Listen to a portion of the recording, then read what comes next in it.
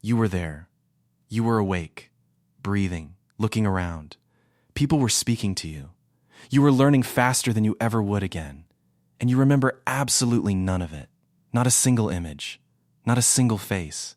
It is as if you arrived at age 3 or 4 out of nowhere. This is one of the strangest things about being human. And the real explanation is far stranger than you probably expect. For a long time, scientists assumed babies simply couldn't form memories yet.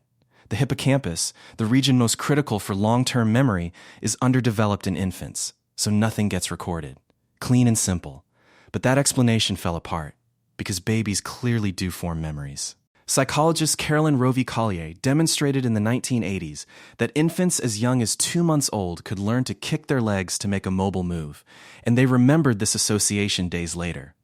The memory was there. It was working. So why does it vanish? The answer isn't that the memories were never formed. It's that they were formed in a brain so different from your adult brain that your adult brain can no longer access them. Here is what is actually happening. During infancy, your brain is adding roughly 1 million new neural connections per second.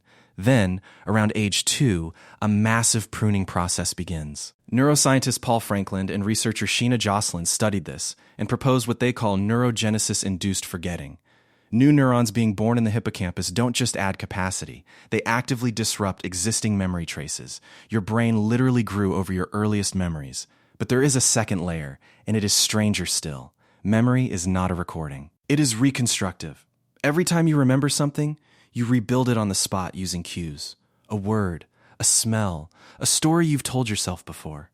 And one of the most powerful retrieval cues is language. Infants don't have language. They have no way to anchor an experience in words. No internal narrator saying that was scary. I need to remember this. Researcher Catherine Nelson found that children's earliest datable memories emerge almost exactly when they develop the ability to construct verbal narratives about their own lives. Before language, there is no story. And without a story, your adult brain has nothing to grip when it reaches back. The timing even varies across cultures. Psychologist Chi Wang found that American adults recalled memories from around age 3.5, while Maori adults in New Zealand, whose culture places deep value on personal storytelling, recalled memories from as early as age 2.5.